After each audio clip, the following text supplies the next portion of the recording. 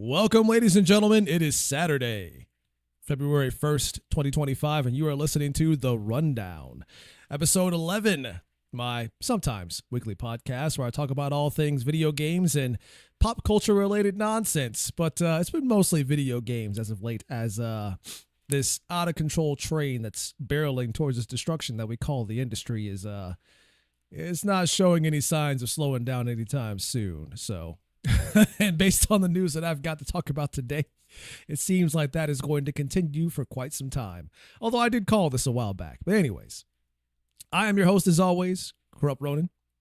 Make sure if you're enjoying the episodes and you want to help support, be sure to like, subscribe if you're watching this on YouTube, or check it out on various podcast listening platforms. But currently it's only on Twitch and YouTube right now, mostly focused on YouTube. But I don't have anything up on, let's say, a Spotify or an iTunes just yet. Maybe in the future when I have a few more episodes out there and perhaps a bigger audience, I might consider doing that, as I'm not new to having episodes uploaded on platforms like that. But we'll see what happens in the future if you guys want to see that for sure. Anyways, for things that we have to talk about for today's episode are included but not limited to Bioware's quote-unquote restructuring, aka layoffs, let's be real here. Ubisoft studio closures and layoffs, because the train, like I said, this train does not stop for anyone. And then there's been a little bit of news about the potential of Assassin's Creed Shadows potentially trying to erase or even hide Yasuke from advertising, as if to imply that they're trying to minimize I guess you could say, the importance he has throughout the game this time around, and why I believe that all of that, or this idea that they're trying to placate to that idea anyways, is very much untrue. On top of that, we also had to talk about the PlayStation leadership change that has happened over the past couple of days as well, and what that might mean for the future of video games, or at least the future of PlayStation as a whole.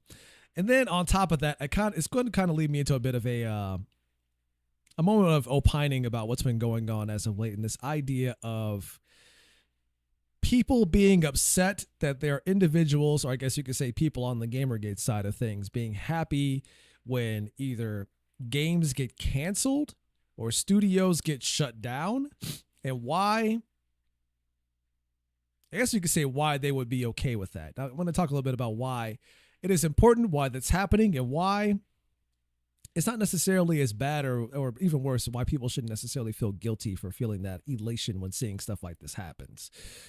But I'll get into that a bit later as well. So, without further ado, all of the preamble out of the way, let's go ahead and talk about this Bioware situation, shall we? So, for those of you that have been following, and for those of you who have not, it's been quite clear that EA is not too happy with the performance of not only Bioware, but Dragon Age: The Veilguard as a whole. If you've been living under a rock, Dragon Age Veilguard came out back in November to very lackluster affair, even though critically the game was praised across the board as a quote-unquote return to form for Bioware. However, that critical acclaim did not necessarily translate into sales. Even worse is that the controversy surrounding the game seemed to explode significantly since then, based off of certain cutscenes about specific characters and the general direction that the game has gone in so far, or the game had gone in general, that was just unpleasing to the general eye of the fans from the very first day they showed the reveal trailer and its new art style that they were going for. But of course, for those that criticize this, they were called basically every istophobe in the book for simply criticizing the character creator for the features they had inside of it, and the characters in the story, namely Tosh, for the very ham-fisted, cringeworthy, non-binary, sit at the dinner table and talk to you about my pronouns shit that I've ever seen in my life. And for a lot of people, it turned a lot of people off. And that scene is a meme, without a doubt. It will go down in infamy as being one of the worst aspects of a video game to date. That being said, EA has finally come out and admitted that Dragon Age: The Veilguard performed well below expectations, perhaps even lower than we had initially perceived. During the time that the game came out, just to make sure I had a chapter marker here so I know where to go back to this particular segment. I almost forgot to do that. But when the game came out, there was this perception that the game was doing quite well. They're looking at the Steam numbers, and a lot of people on the opposite side, mainly the Access media, were praising how well the game was selling and how it was going to own the chuds and how the game was topping the Steam sales charts and it was doing fantastically. And then there was news from the insiders saying that the game had sold roughly 1 to 2 million copies, around maybe, let's say, the first month that the game came out. It was only revealed a few weeks later that the game had underperformed all of those initial expectations, and it was selling far worse than initially perceived. So EA finally comes out and admits that the game was a colossal failure for them, so much so that it sold well below 50% of the company's expectations. And I have an article here that's going to kind of talk a little bit about that, and I will offer my thoughts as well. So let's go ahead and take a look at that ourselves, shall we? This one comes from Forbes. I don't know if I can make that. Can I make that bigger? Whatever. I'll keep the highlight there. Maybe it's not so bad. Anyways. So the article is titled, Dragon Age: The Veilguard performed half as well as expected, says EA. This is from one Paul Tassi, who offers some at times, very out of touch opinions about video games and the industry as a whole, but I digress. When somebody reports on something that's important to talk about, regardless of who it is, news is news, so we'll talk about it. Anyways, the highlighted section says here that after the failure to launch Anthem as an important new IP and the decline in series quality that came with Mass Effect Andromeda, BioWare really needed a hit in Dragon Age: The Veilguard. It did not find one.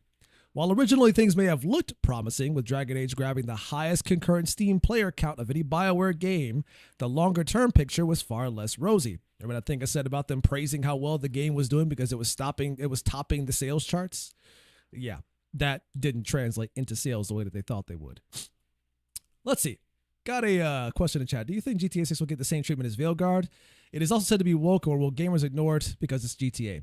I think, just to answer the question real quick, I believe that GTA 6 will still sell because it is GTA. And I think for a lot of us on this particular side of things that are, I guess you could say at the go broke side of things, I think we are grossly underestimating just how popular GTA is and how willing people are to look over a lot of this stuff that's going to be in the game. You're going to get a lot of people that are going to complain about that stuff being in the game, should it be there. And I imagine there will be some of that stuff in GTA 6, but you're going to find a lot of people that are willing to reason it away and still give the game a chance regardless. And to be fair, even if the game is still good, even with some of that stuff in there, I don't see a reason why people should just straight up outright write it off. I mean, you'll get those folks out there that are so done with this shit that they won't care and won't buy it anyways. And I don't fault them for being fed up and not wanting to buy it. But I think a lot of people will be willing to give the game a chance regardless because it is GTA.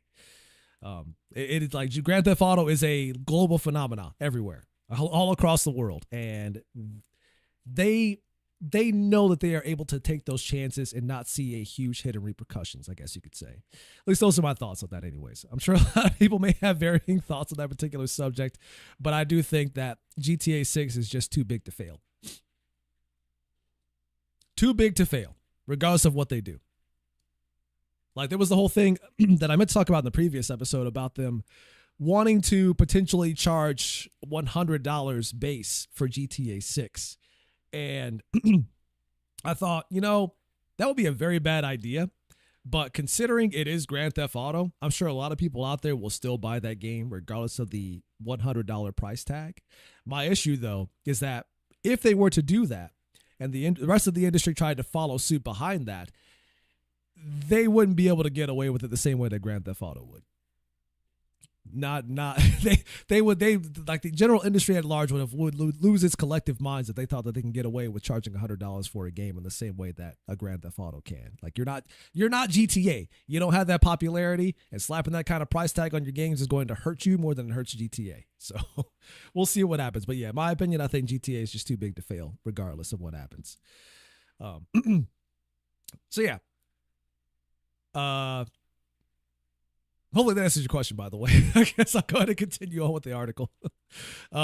Says in preliminary Q3, a report by EA, it cited Dragon Age: The Veilguard as one of the reasons its forecast for for the fiscal year 2025 went from a predicted increase to predicted increase to a projected decline. God, I'm having a rough day today. Dragon Age engaged approximately 1.5 million players during the quarter, down nearly 50% from the company's expectations, says the report. A new game, particularly one 10 years in the making after a Game of the Year winning sequel underperforming a full 50%, is dire. You also notice from the wording that it says engaged, not sold, as this number includes those who might have played the game via EA Play, which is the subscription service that you can opt into on EA Play. So sales are likely not much above 1 million, if that, I would argue. I did notice at the bottom here that he added a little, where was that at? Like he tried to hedge here at one point during this article as well. I'm trying to figure out where that is again. Where he tried to say like, oh, is it this one? I think it was this one. Where he tried to hedge and try to shield for the fact that it was the potential of Baldur's Gate 3 being the reason why the game didn't sell that well. I think it was this part here. Let me go ahead and highlight that so those that can follow along here. It says Dragon Age: The Veilguard had the unfortunate timing to release just over a year after the all-time great Baldur's Gate 3. Far and away the most beloved title of its release year and surpassing Veilguard in every way, making for a poor comparison point. It also may have directly affected player count, as despite it being well over a year later, Baldur's still has put up over 100,000 concurrent players on Steam a night as recently as this month. More than Veilguard's all-time count, it has also sold 15 million copies by last count. This is perhaps one of the biggest reaches I've ever seen. Like it says, Baldur's Gate 3 came out over a year and a half ago. The people who want to play Baldur's Gate 3 have already played Baldur's Gate 3. And the ones who wanted to deep dive and find everything they could possibly do in the game, I'm sure they've done it by now and are not opposed to the idea of diving into a new RPG and playing that instead. I highly doubt that Baldur's Gate 3 deterred people from playing Dragon Age: The Veilguard. This particular last bullet point is quite a reach. So do not fall for any of that bullshit when he talks about this stuff. But in lieu of all that, because of the complete and catastrophic failure that is Dragon Age: The Veilguard, of course, this did affect Bioware as expected as a studio. Let's go over to smashjt.com, where the article titled Breaking, Bioware announces major restructuring after Dragon Age trans disaster. They released a letter about a week ago talking about how they were restructuring the studio because of what happened with Dragon Age: The Veilguard and its complete failure to launch, so to speak, almost in the same way that Anthem did, if we're going to make jokes about that. But they released a letter publicly letting everyone know what's going on. So this was on January 29th, which was just a few days ago, in fact. It says, hello, everyone. Today we are turning towards the future and preparing for the next chapter in BioWare's story. As we announced in August of 2023, we are changing how we build games to meet the needs of our upcoming projects and hold ourselves to the highest quality standards. Now that Dragon Age: The Veilguard has been released, a core team at BioWare is developing the next Mass Effect game under the leadership of veterans from the original trilogy, including Mike Gamble, Preston Wadamaniuk. I'm probably butchering that, and if I am, I apologize. That is quite a last name. Derek Watts, Parrish Lay, and others. Now, as somebody who plays Mass Effect, the original trilogy on the regular, these names are very familiar to me because you see those names pop up all the time whenever the credits pop up. And these are some of the first names you see in the credits of pretty much all the games, except for 3. 3 was 3 being what it was. You will see very different names in general on the game's credits, but most of them are still the same. I do feel like this particular part here is almost like a plea to those that are suspicious about the future of BioWare and Mass Effect, considering what happened to Dragon Age. It's just like, no, guys, we're not trying to make the same mistake this time. Don't worry. We have all the veterans, or most of the veterans that worked on the original trilogy, working on this project. So hopefully you'll trust us and that it's in safe hands this time. It says, in keeping with our fierce commitment to innovate during the development and delivery of Mass Effect, we have challenged ourselves to think deeply about delivering the best experience to our fans. We are taking this opportunity between full development cycles to reimagine how we work at BioWare. Given this stage of development, we don't require support from the full studio. We have incredible talent here at BioWare. And so we worked diligently over the past few months to match many of our colleagues with other teams at EA that had open roles that were a strong fit. Today's news will see Bioware become a more agile, focused studio that produces unforgettable RPGs. We appreciate your support as we build a new future for Bioware. Gary McKay, General Manager of Bioware. So this whole thing was just them announcing effectively a restructuring. But there was more to this, because shortly after this letter had come out, let's just say a lot of folks over on the Blue Sky side of things started announcing that they had been effectively laid off at BioWare. And there's quite a list. This is also on SmashJT.com, who has been doing quite phenomenal work from insiders that he has at the company, who has been relaying to him news about what's been going on at the studio. And, well, this one you can pretty much see for yourself if you really wanted to and you were over on Blue Sky. But anyways, quite a few posts over there from people that used to work at BioWare that have been laid off. You have Anne LeMay, who says, I was a writer at BioWare for 5 years, 2011 to 2016. I learned a lot during that time for exceptional folks in many disciplines, but also specifically from fellow writers and amazing editors on both Mass Effect and Dragon Age brands. Today, not a single one of those writers and editors remains employed there. So these are veterans at the studio that have worked there for many years, okay? This Ann person was probably there sometime after Mass Effect 3 came out. So a lot of their contributions to the studio, at least in that regard, has nothing to do with their more successful games, I would assume. But there's more. You got Jen over here, says, after 14 years at BioWare, I am devastated to learn today that myself and others must seek new opportunities. I'm so grateful for all of the learning, challenges, and most importantly, the team. I'll remember my time here with joy. Tomorrow we move forward. For today, I will just be sad. So, as you can see, a lot of people have kind of, seen the brunt of what happens when a multi-million-dollar title flops at a company. And right now, we still don't know the exact amount of money was spent or the exact budget of Dragon Age, the Veilguard. I've seen a range of numbers be thrown around, anywhere from 800 million to, what was it? Was it 2 billion or something like that? It was, either way, a lot of money's been thrown around about how much this game's budget was. And regardless of whether it's billions or millions, it's a lot of money to lose for a game, which would explain why EA's expectations for sales were so high, albeit unrealistic, as they were hoping for the game to sell upwards of 10 million copies within the first 2 months of it coming out, which was absolutely insane. Times like that, you typically see numbers like that well after a few years of the game being on sale, and you end up with things like Steam sales or sales in general, whether that be Black Friday or summer sales, like seasonal sales, stuff like that. Then you see small boosts in sales, but to reach numbers like that takes years. And at the trajectory that the game was going, where it barely broke 1 million copies sold in just a few months, there was no way that was going to happen. Even when you consider the fact that as a game loses relevancy over time, the sales start to slow down. So there was no feasible way that this game was going to reach that many copies, especially not in 2 months, and probably not over the course of a few years. And the drama that was surrounding that game and the controversy, which it earned. I'm not here to say that the controversy around that game was bad or that the people who were talking about it were bad. No. It earned that controversy by not listening to its fan base.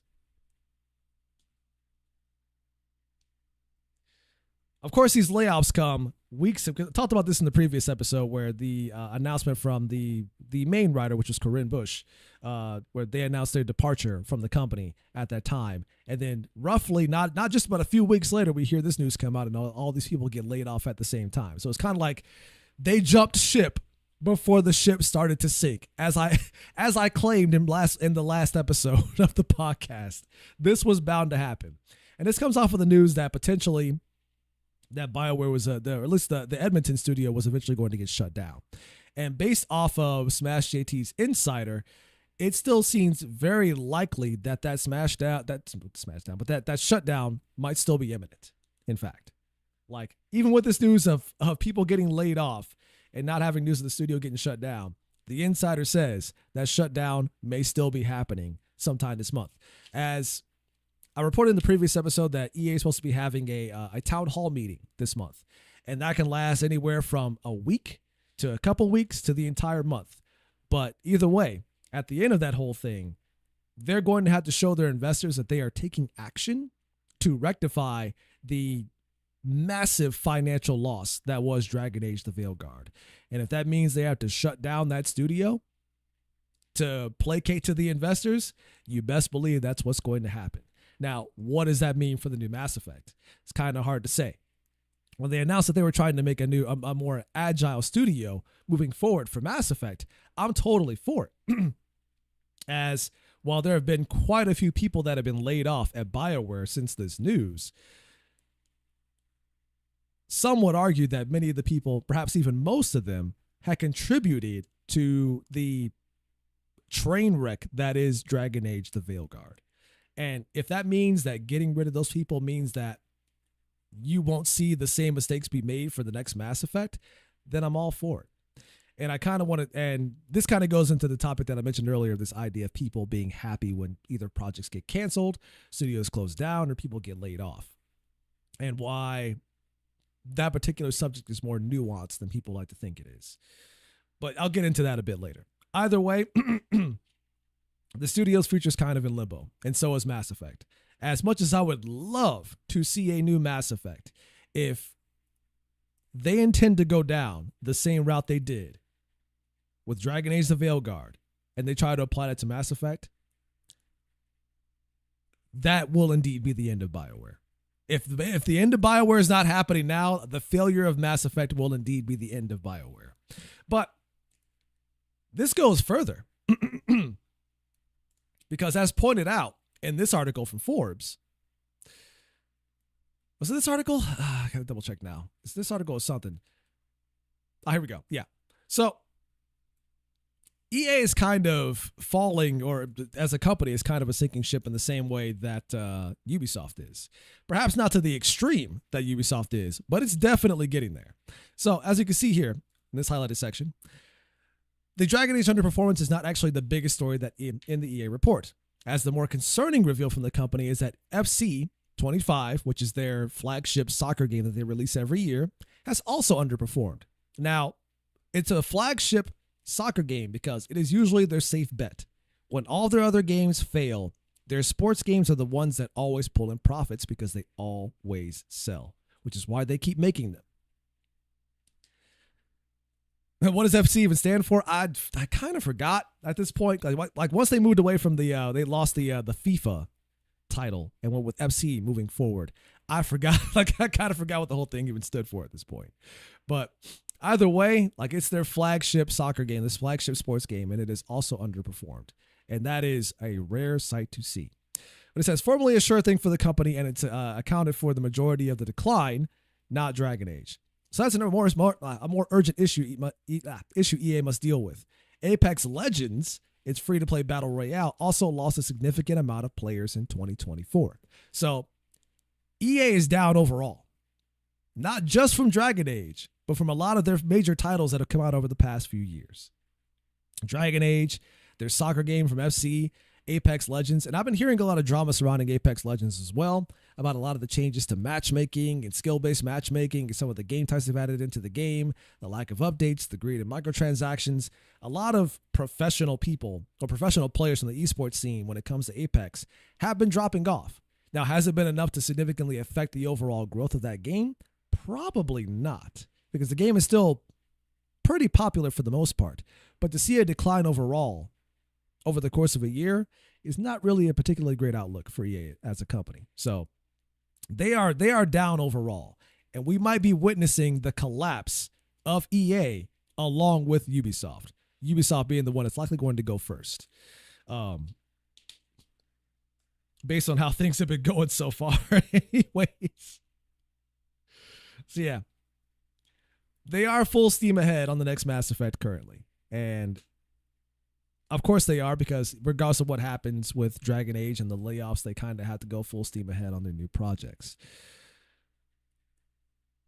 It would be unfortunate to hear within the next few weeks that EA ultimately pulls the plug on BioWare as a whole, which ultimately ends up killing Mass Effect as well. But if I have to lose Mass Effect to ensure that I still remember Mass Effect as a great franchise that it was before Andromeda, I would much rather remember it fondly than to remember what they turned it into. Especially if what they turned it into is the same, the same as Mass Effect Andromeda, or the same or worse than Dragon Age Origins, or not Dragon Age the Veilguard. That's not what I want. So I would love a new Mass Effect, but I would rather them just let the franchise die so that we remember it for what it was and not what they turned it into. So yeah, this whole thing with Bioware it's an ongoing drama. It's got a tail to it. Let's put it that way. It's got a tail to it, and it's, I'm not one to typically tap dance on people's graves or companies' graves whenever it gets shut down or people lose their jobs. But yeah, it is. It's quite a thing. So we'll see what's going on. But yeah, EA is not doing so hot. Like the AAA industry overall is down just completely. And people say that it's cracking, it's fracturing. Like, no, it's not fracturing. It has completely shattered. The bubble has burst, and the AAA industry is in free fall right now.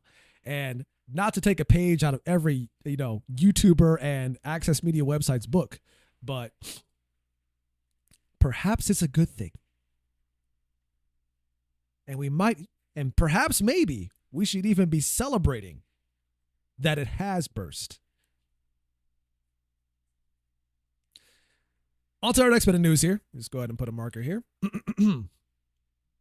for the archive purposes as I continue to lose my voice while I continue talking.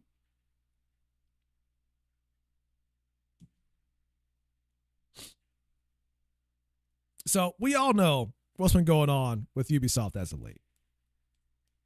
Everything from the Assassin's Creed Shadows drama, which I got a lot more to talk about for this episode, and from studios shutting down, so on and so forth. And they just revealed from an internal letter that was leaked this week that they have pretty much laid off over 185 employees overall across a span of 3 studios, 2 of which have announced restructuring and 1 that has been completely closed. So let's read the transcript from that leaked email, shall we? It says, "Dear team, as you all know, the past year has been marked by significant changes for Ubisoft and our industry. Challenges that have necessitated changes in the form of targeted restructurings across our global organization and production studios. Together, we've navigated these uncertain times with resilience and an unwavering commitment to deliver exceptional games and drive innovation. However, to secure our long-term stability and future success, we must continue to make some very difficult decisions. Restructuring the Stockholm studio.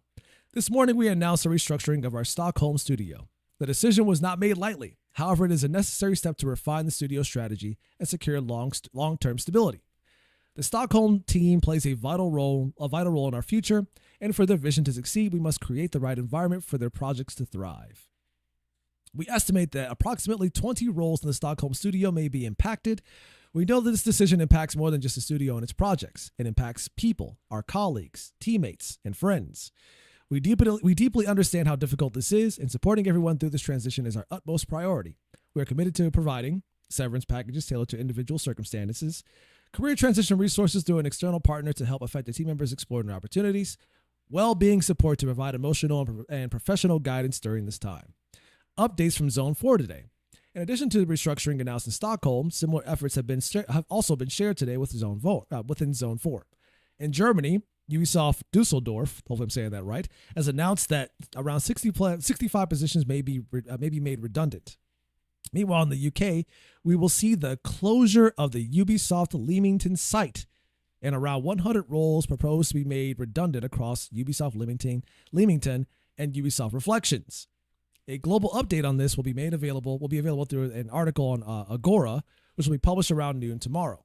Moving forward, as we move forward to today's news, I want to thank you all. Your resilience, creativity, and passion are what make our zone extraordinary. As we work through this transition, let's continue to support one another and stay focused on the path ahead. Together, I'm confident we will emerge stronger, ready to deliver on the bold ambitions we have been building. If you have any questions or concerns, please don't hesitate to reach out to our HR manager, blah, blah, blah. So, that is 3 studios impacted by much of the drama that is surrounding Ubisoft as of late.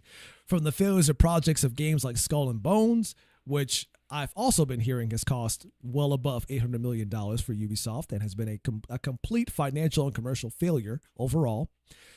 On top of the continuing drama that surrounds games like Assassin's Creed Shadows and its constant delays and the and the whole thing about the toy with the broken Tory gate and all that stuff, which has put Ubisoft stock in complete freefall. Okay?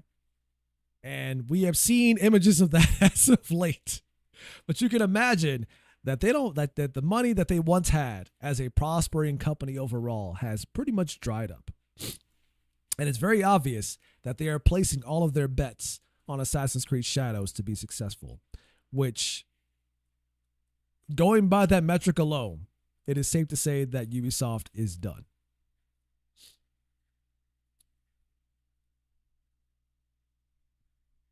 As the kids would say, that company is cooked, completely cooked.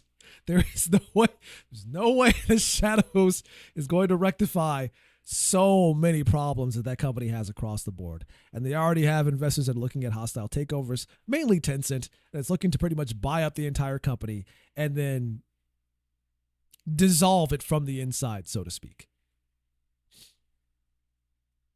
See, on the YouTube side, it says, makes me sad that Ubisoft became a toxic corp. Like, bro, we will pay you. Just make a good game. Just make good games. Jeez, that's too much to ask.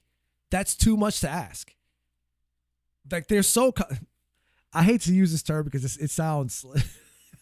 it's vulgar, but it's kind of it's true. It's true. Like, you're caught up in a company that pretty much gets high off of their own farts. Or at least they enjoy the smell of their own farts and are so wrapped up in their own echo chamber that when you have hundreds, millions of people from the outside saying, like, yo, guys, this ain't it. What are you doing? They're completely ignoring that. Completely ignoring that. And it's sad to watch, but it's also deserved. I mentioned this a few episodes back because my issue with Ubisoft isn't just with the Assassin's Creed Shadows shit. It's not just with the Skull and Bones shit. It goes back to them ignoring the demands for new Splinter Cells. It goes back to them ignoring the fact that we were asking for an Assassin's Creed to take place in Japan since 2014. And they completely ignored it. The whole reason why it exists now is because Ghost of Tsushima came out and ate their fucking lunch. Like, they made a better Assassin's Creed than Assassin's Creed.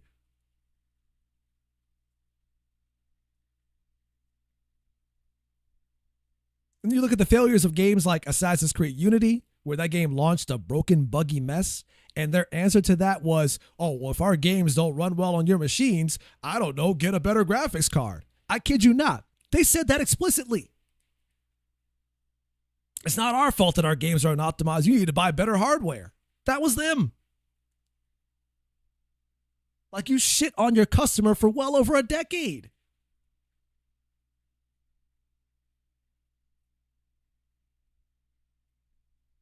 Because you were too caught up with your head stuck up your own ass to take accountability for your own mistakes.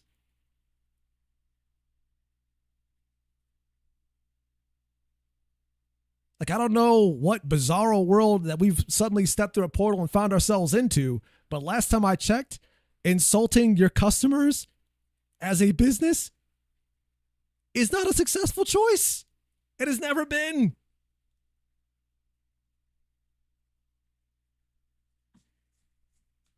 And yet somehow they keep, across the entire industry, they keep doing this shit.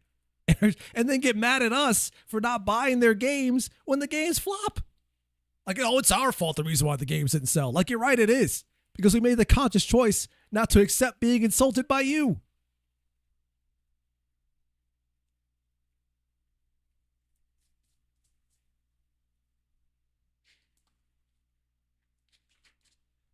As I pull up my notes here. So that's 185 employees. That's 185 employees across 3 studios that have been laid off. And it's unfortunate because I'm sure there's a lot of people at these studios that really don't want to get involved with the quote unquote culture war and just want to make great games. But when the people that are calling the shots are the ones that have the most influence and are saying, you need to do this because we think this is the way to go, And they're the ones that usually have to suffer when those poor choices get made. And even when the layoffs do happen, a lot of the time, not all the time, but a lot of the time, it's the people that made the poor decisions that retain their positions, and the people that just wanted to make great games that lose them.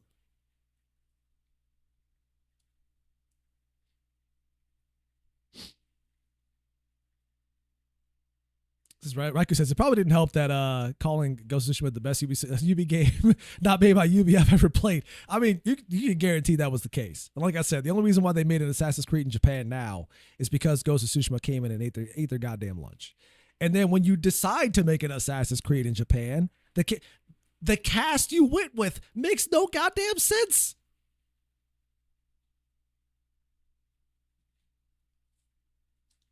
Like, oh, we decided we were going to do 2 characters this time. You'll play as a female ninja. Now, there's been a bit of a debate on the whole female ninja thing with Naoe. People have done research because female ninja at that time would have been called kunoichi. But apparently kunoichi was never really a real thing. In fact, that whole term and the whole idea of a female ninja was made in a fictional novel that somehow, I guess, took grassroots across the entertainment zeitgeist, and somehow people started using it as like a legit piece of historical, aspects of ninja in Japan. But from what I understand, kunoichi never actually existed.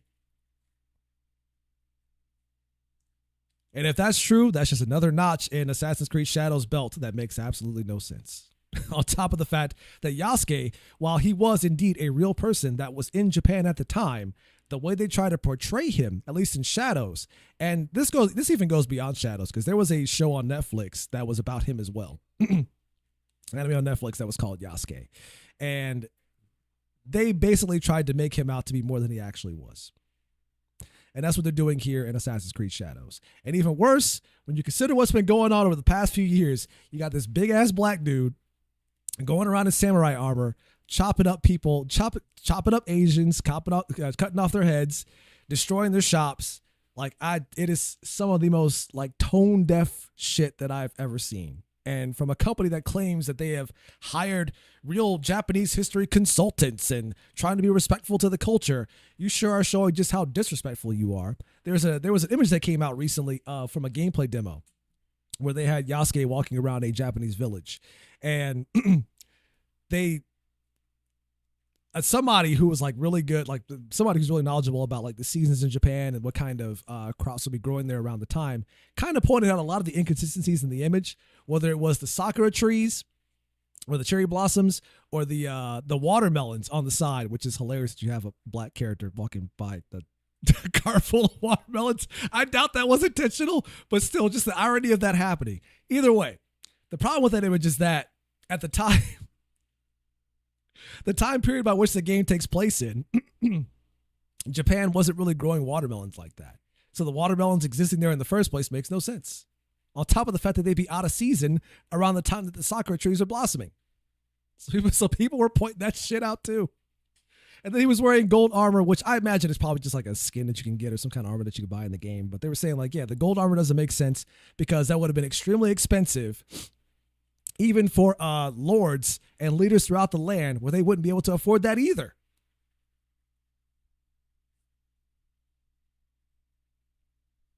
I'm like, for a company that swears up and down they hired consultants for this, my question is, where did that money go?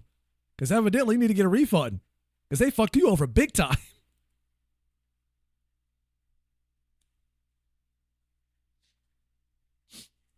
This is the part where someone at Ubisoft says the game isn't historically that. Exactly. And they've been doing that. They have been so gish gallopy on this stuff where they'll say, oh, our game, it placates to the idea of historical accuracy in Japan. And then when people call out the inaccuracies and the historical inaccuracies, they'll come forward and say, oh, our game wasn't really meant to be historically accurate. So which one is it, Ubisoft? Are you historically accurate or not? I can't figure out which one. That company is cooked, man. I'm telling you, it's over. It's over. Depends on the day. Yeah, it's over. They're done, and it's a sad thing to see, because there was a long time there where I actually did like Ubisoft games. Like when they were making games like Beyond Good and Evil and Rayman and the first few Assassin's Creed, from Assassin's Creed 1 to Brotherhood, didn't really care for Revelations too much. And even Black Flag, like I really enjoyed those games. And then everything following that has just been a downward spiral for the company. Like their success, like the early to mid 2010s, really got to their heads.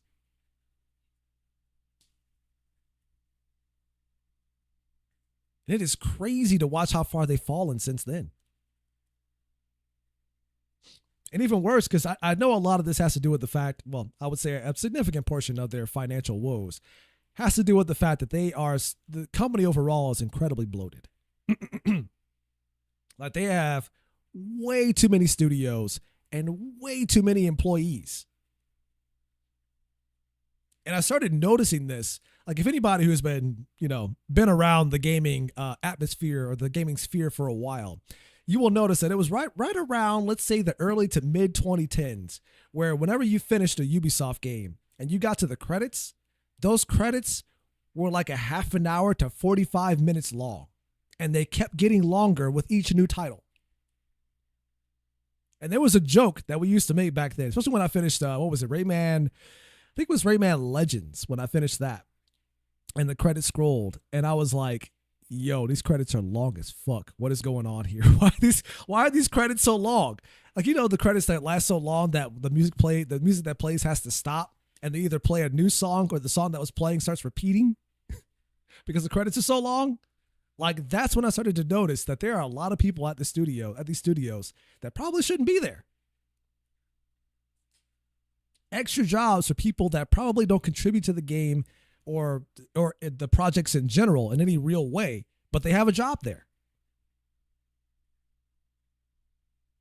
And you end up seeing that in the games where you have a game like Assassin's Creed Odyssey, for example, which, not to disparage that game as being a bad game, it's not a bad game, but myself, my friends who have also played it roughly around the same time, we all agreed that game was incredibly bloated.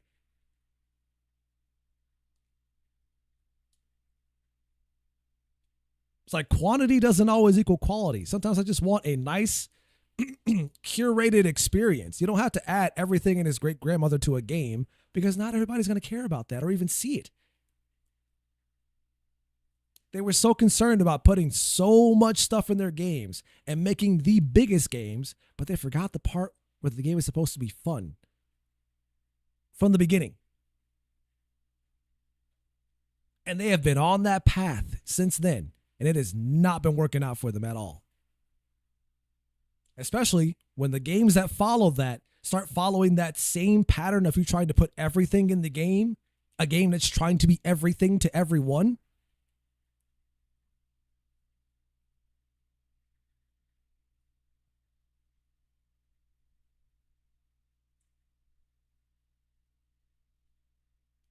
And you wonder where these incredibly ballooned development budgets are coming from and why you have to sell so many copies of a game just to break even. With these unrealistic sales expectations. We have billions of gamers as a collective sphere overall, but just because you see those billions of gamers does not mean you're going to get all of those gamers. Saying like remember back in the day when they used to release a lot of games on the Switch? I'd be like, oh yeah, we're making a Switch version of X game here because the Switch has such a large install base. It's like just because something has a set number of people in it does not mean you're going to get the attention of all of those people. No matter how much you try to appeal to all of them. It's craziness. But such is the AAA industry, and this is part of why it's falling apart. And like I said, it's probably a good thing that it is. Looking into the future, it's probably a good thing that it is. But anyways, I went on quite a bit of a diatribe there. I'll try to keep these episodes like an hour long, and here I am going on diatribes about. Perhaps that's a sign of how passionate I am about video games and the industry as a whole, and just how much I hate seeing what it's become. The fact that I can go on these like completely off-script diatribes and rants about them overall. But anyways, thoughts on the Switch 2? I'm looking forward to it, honestly. I mean, Nintendo being Nintendo, they haven't really let me down with their consoles. Maybe except for the Wii U. The Wii U was kind of a bit of a letdown, but it's very clear that they've learned their lesson since then. And yeah, I'm looking forward to it. Absolutely.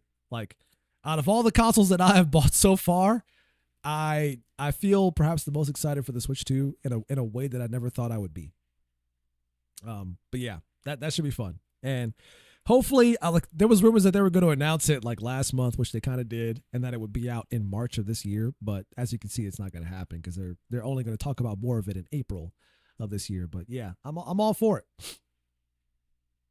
And based off of some of the titles that were announced for it, at least, or some of the titles that are coming to it, it is definitely a more powerful hardware than we're thinking it is.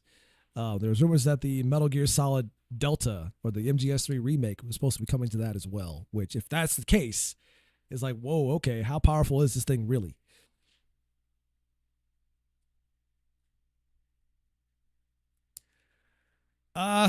Possibly. I mean, I would hope it'd be a little bit better, if anything, right? Because they have the technology to pull off some of the stuff that the Steam Deck can't do. But we'll see. Like you got a lot of NVIDIA technology because Nintendo's got a deal going on with NVIDIA right now for their hardware. Like they use their Tegra X1 chip from NVIDIA for the Switch. So whatever improved iteration of that they have now is likely going to be in the Switch too. So I imagine it's not a console that's going to be putting out games at like native 4K or anything like that. I highly doubt a tablet's going to be pulling that off. So I can't see that happening. But if they're using any of the NVIDIA upscaling tech, or perhaps they've made their own, they'll try to use some of the upscaling AI upscaling tech to get the games to look as good as they can be on a 4K screen. So, which I'm totally okay with. You know, I don't expect that thing to be like a graphical, like a practically a fucking GPU that you can hold in your hands, because at some point there's a power to battery cost that you have to take into consideration, where the more powerful the hardware, the less battery life you have in general. So they're also got to take that into account as well. So I imagine it will be powerful, but there will be some cutbacks that they will have to make for sure, considering it's a tablet. Unless you'll get like 2 hours of battery life out of that thing, and nobody wants that.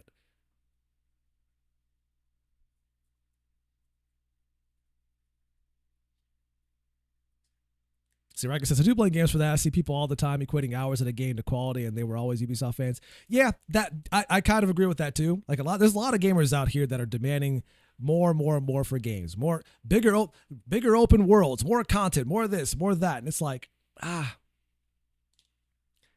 you keep asking for more, but I guarantee the vast majority of you are never seeing all that content, or even putting the time into the game to see all that content. And the ones that do, those people are so few and far between.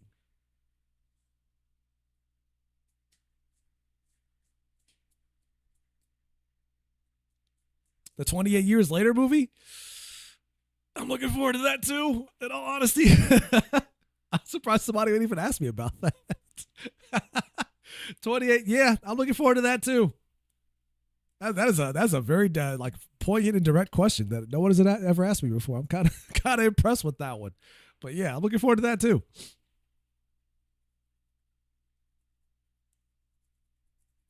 It's been quite some time since the last one, though, so we'll see what happens. I don't know if they'll maintain that same quality.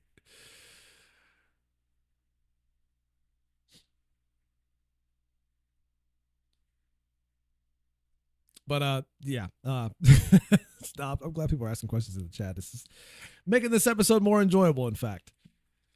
Let's see. What else did I have to say about this? I think that's pretty much it. Just the ballooned and bloated studios, and like the sizes of these games that no one is ever going to engage with, even want to see. And with them trying to, well, I guess not trying to, but the fact that they pretty much made all their games the same.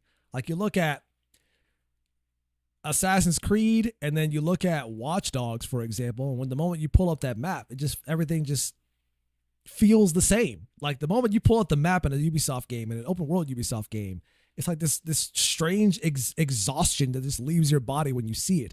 Like there's so many icons, so many activities. The map is insanely large, and half of the shit on the map you don't want to do. Because none of it's that good. Which is kind of why I got mad at Final Fantasy VII Rebirth, because they went down that same path. And I'm just like, oh, guys, please. You're supposed to not be a Ubisoft game. You're supposed to be a Final Fantasy game. And the minute I pull out the map and I see all these icons and you want me to climb towers to reveal more of those icons, ugh. Anyways, your thoughts on Dragon Age franchise? Is it over, or was Dragon Age Origins the last good Dragon Age game? Honestly, it's over. There's a weird confidence that I have right now to say that it's over.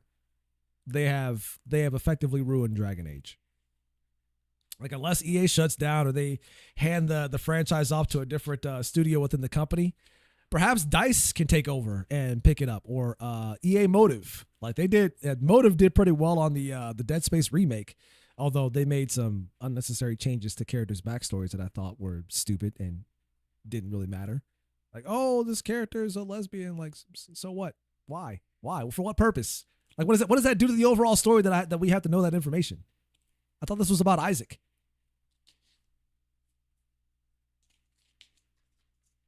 Anyways, perhaps I ended up to EA Motive, and maybe they can do something with it. But as of right now, Dragon Age is done, sadly. Okay. My last bit of news here. I didn't realize I went so far over time. This has been a fun episode so far. All right, our last topic for today is the PlayStation shakeup that's been happening, or has happened. Let's get into that real quick. I got to put a marker here for that as well. All right, there we go. So let's talk about it. Let's get into it. So shakeup at Sony as new PlayStation CEO announced. Well, new in quotes, okay? Because the CEO that is quote unquote new has been the same CEO that's been there for a while now. The difference is that they pretty much demoted Herman Hulst. It says here, this is from Eurogamer, that Hideaki Nishino has become Sony Interactive Entertainment's sole CEO after a period of joint rule with PlayStation Studio boss Herman Hulst. So basically, there was kind of a dual CEO role between him and Herman Hulst. And there's kind of a rather common joke in business that two CEOs at a company is grounds for failure. It rarely works. So it's come as no one's surprise here that it didn't work here either. Now, for those who don't know, and this is me kind of putting into perspective here, who Herman Hulst is. Herman Hulst was one of the sole leaders at Guerrilla Games. Worked on games like Horizon, Killzone, so on and so forth. When the changing of the guard happened around this generation of consoles with the PlayStation 5 after Sean Layden had left the company and Jim Ryan stepped in, that's when they really went like full force, all hands on deck for the Western branch of PlayStation. So Jim Ryan took over as CEO. You had Herman Hulst taking over as the studio boss at the time. And then when the failures started coming about, that's when Jim Ryan was effectively let go. Step down. We'll say step down in quotes. And then Herman Hulst had to step up. And then they announced him being CEO with Nishino as well, with the dual CEO roles. But after Concord happened and the failure and cancellation of many upcoming live service titles, yeah, that was kind of it, huh? they just kind of let him go, and but there was, okay, so to put it in perspective here, and I kind of want to talk about this early before I get into the nitty gritty of this whole thing. A while back in a previous episode, I want to say it was the last episode or the episode before that one of this of the podcast, the rundown. I talked about how YouTuber Endymion had an insider that reached out to him saying that the Japan branch of PlayStation was very disappointed with the Western branch, that is the American and European branches of PlayStation, and its performance. And that had reached an all-time high when they announced or revealed Ghost of Yotei. And the reason why they were so upset about that reveal is because they were expecting not Ghost of Yotei, but Ghost of Tsushima 2, and it's not what they got. So there has been a push internally within Sony and PlayStation for the Japan branch to come back in and take over again and take the reins from the Western side of things.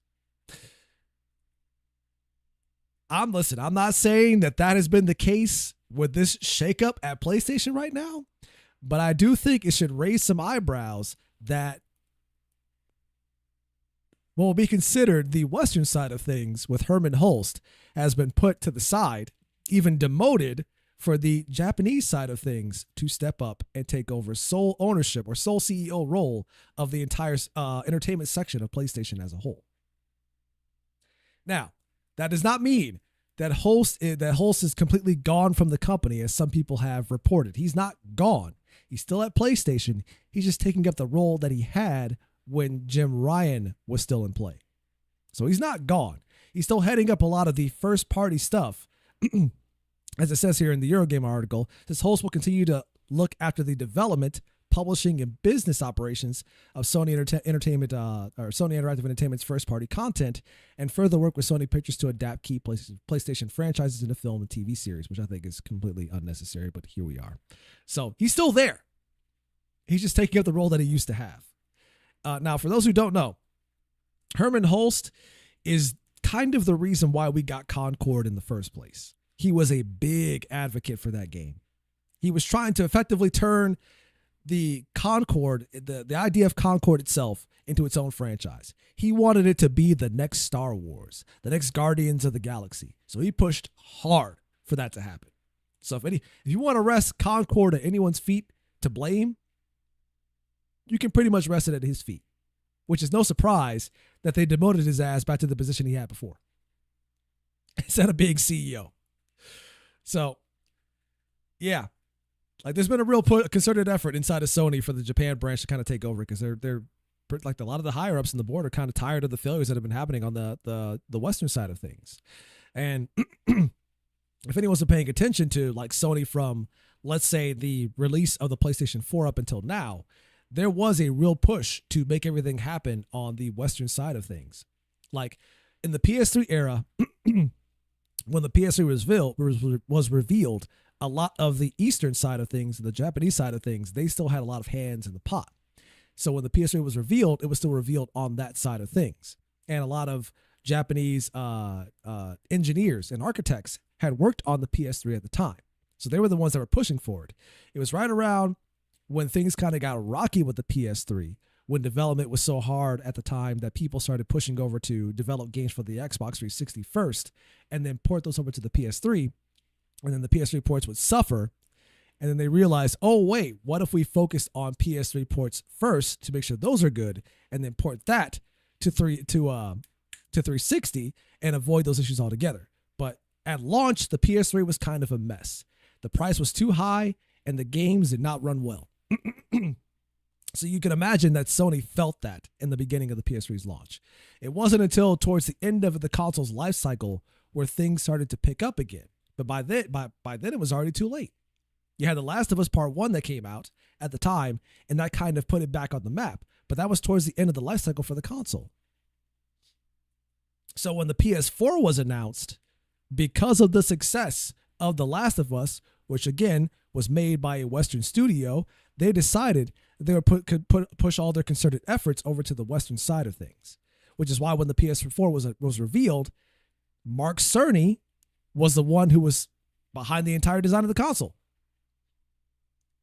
He was the one that designed and architected the console. He was the one advertising its power, the graphical power of it, how they wanted to work closely with developers. And that was the clue in that there was a real concerted effort to make things be taken care of on the Western side of things over in California.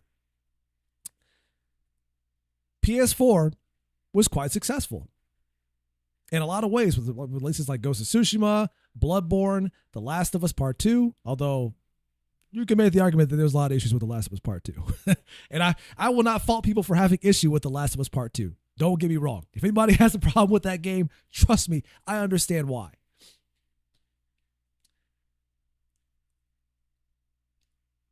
So they kind of stuck with that for a while, up until the PS5 came out, and that's where things took a turn.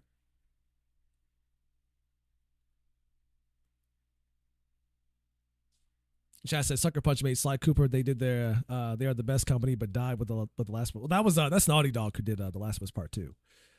Sucker Punch did Ghost of Tsushima and the Sly Cooper games. Obviously, we haven't had a Sly Cooper. We haven't had a Sly Cooper in quite some time, but they did make Ghost of Tsushima, and they're now working on Ghost of Yote. Oh no, it's all good. No worries at all. Mistakes happen. But I kind of wanted to, I know I'm kind of getting over on time, but I don't want to leave this episode without talking about this issue, as I promised I would. So after the announcement of the failure of Concord and Sony effectively revealing that they had canceled a lot of live service projects that were in the works, such as a live service God of War, for example, and to which I still ask the question, who the fuck was asking for a live service God of War and why? But anyways, all those projects get canceled. And once that was announced, the effective gaming sphere at large rejoiced.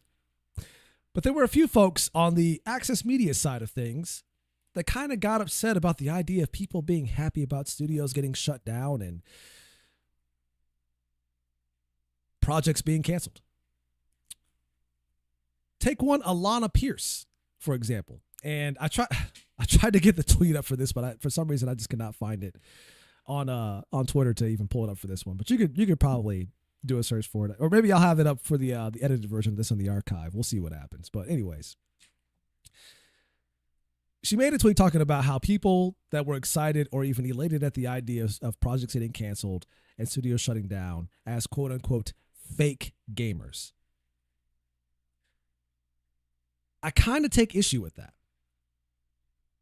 because for someone to sit there and call other people who get excited when bad ideas fail fake gamers, I have to wonder who's really the fake one around here. I don't think it's necessary for those to feel bad when bad ideas that can have negative ramifications to the overall gaming development sphere and the industry as a whole, and taking some kind of elation when those ideas get thrown to the side, canceled, destroyed, removed, or let go, whatever it might be. There's a reason why they're overjoyed at these ideas, or just overjoyed at the fact that this is happening in the first place. It's because no one should ever be excited about cancerous, parasitic, detrimental ideas taking grasp of the industry based on individuals who have nothing better to do and want nothing better to do than to see their own selfish, nefarious ideas come to fruition.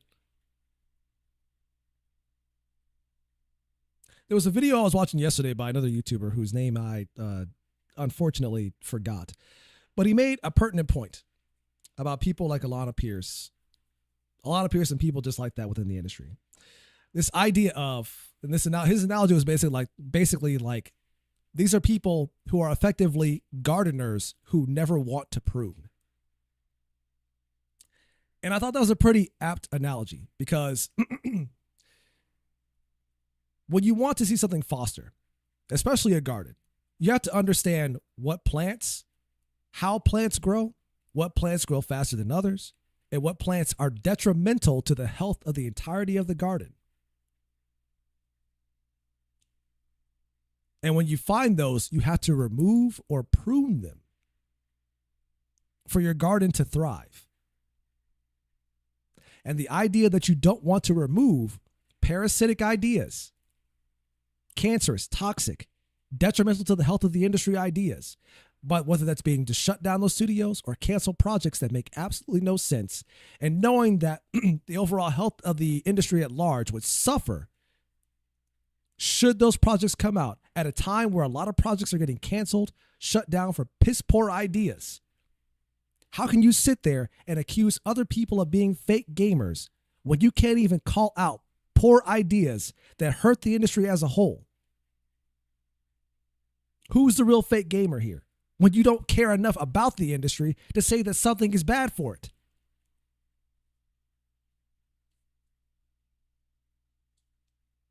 That's not to say that when people see this stuff happen and they shut down, that we should be trying to tap dance on their graves.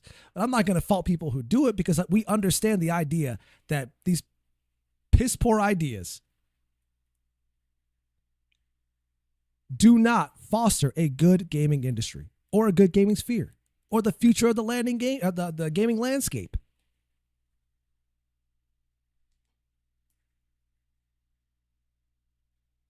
Now, I understand why she would say something like that, because she does have a bit of a stake in the industry.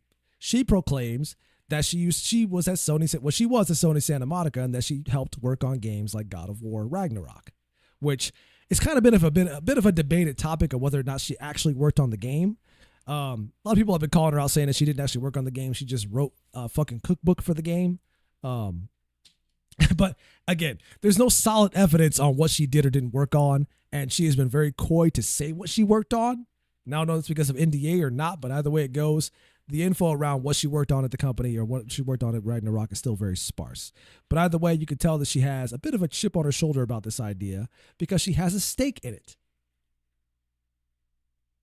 And my problem with that is that these are the people that we typically use to gauge whether or not the gaming community likes something or not. And I'm not quite sure how someone can be completely objective and be willing to call out bad ideas from whatever company it might be, whether it be PlayStation, Nintendo, Xbox, or there be individual studios at something like a Sony Santa Monica, Sucker Punch, Ubisoft. The inability to call that stuff out because you have some sort of stake in it being on the other side of it. I'm not quite sure how you can be objective. Now, to be fair, there's no such thing as a person who's truly objective. Anybody who says they are is lying to you.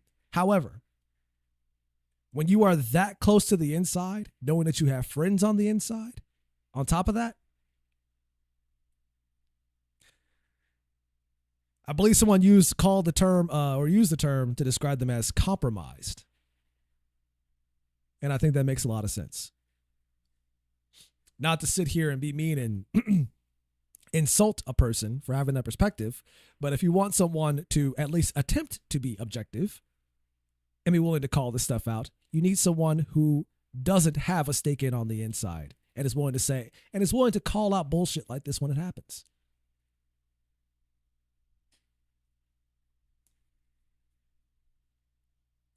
If you care or claim to care about the industry, then you have to have those tough conversations. You have to be willing to make those tough calls and say, yeah, this studio shut down. These games got canceled. But considering what they were, it's probably for the best that they did. Because I don't know who the fuck out there, as a God of War fan, myself included, that has ever said, oh boy, I can't wait to see a live service God of War game.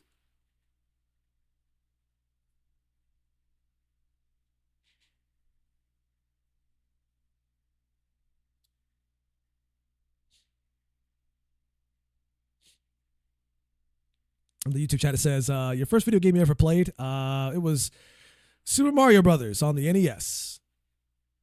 That was like 1992. I played that. I was like 4 at the time. I'm an old man.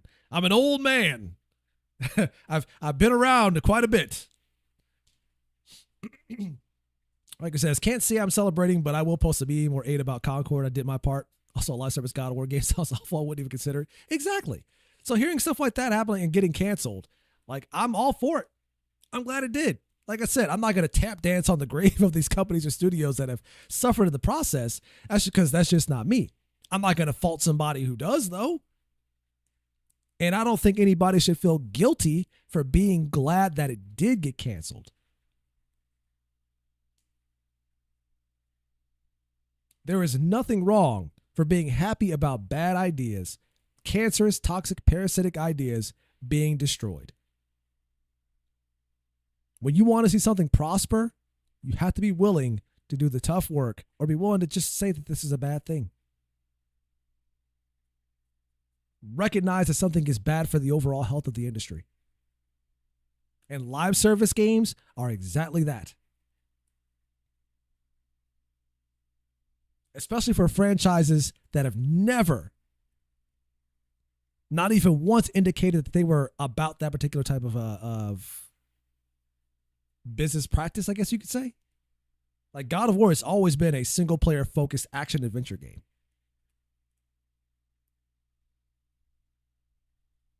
Absolute craziness.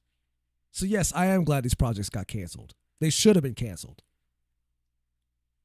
And I don't think anybody else should feel guilty about that either, assuming you care about the industry and want to see it prosper.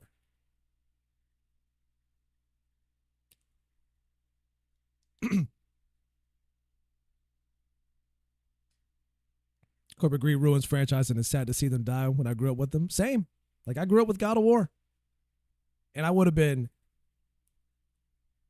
irate to hear them be like, oh, by the way, guys, here's this live service God of War game, baby. Check it out. It's Kratos. Now online. Here's his microtransactions and loot boxes.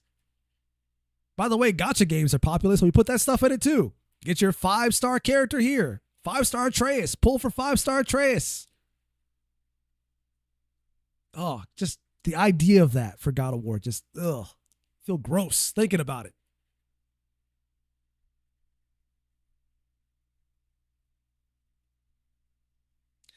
Anyways, those are just my poorly put together, unfiltered thoughts on that subject.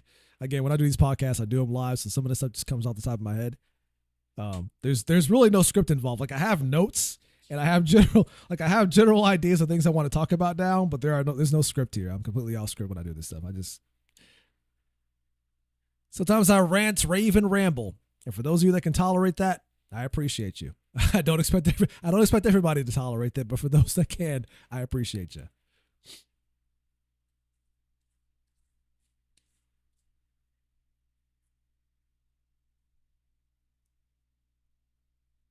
Hey, I appreciate the sub. I'm glad you guys enjoyed it. But okay, I should probably get out of here now because I will be on my time for ending this episode. I was supposed to end this episode like an hour ago, but I'm well past that time. So hopefully you guys enjoyed today's episode. I got to get out of here. If you guys had any questions, comments, concerns, like I said, these are just my thoughts. And again, I could be way off the mark for all I know. I'm always open to dialogue, discussion, and to be wrong. If I am wrong, I'm wrong. I could be off base completely.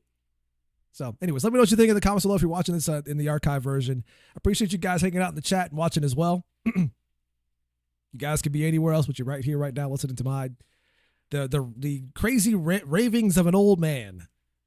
And I appreciate you guys. So with that being said, thank you all for watching. Once again, I'm your host, Scott Ronan. You've been listening to The Rundown. This is episode 11 of my Sometimes Weekly podcast. And I'll be back either... I might make these bi-weekly instead of weekly, just for the sake of being able to culminate a bit more news and let more things happen as time goes on. Yeah, that's all I got for that. So without further ado, thank you all for watching. And as always, you guys have a wonderful day or night, depending where you are in the world. You all stay classy, stay sharp. Don't do anything that I wouldn't do. And I will see you guys again in roughly 2 weeks. Standard streams resume on Monday next week. So if you want to see me play video games and be bad at them, you can tune in on Monday for those as well. But all right, I'm out of here. Catch you guys next time. Deuces. Fade to black.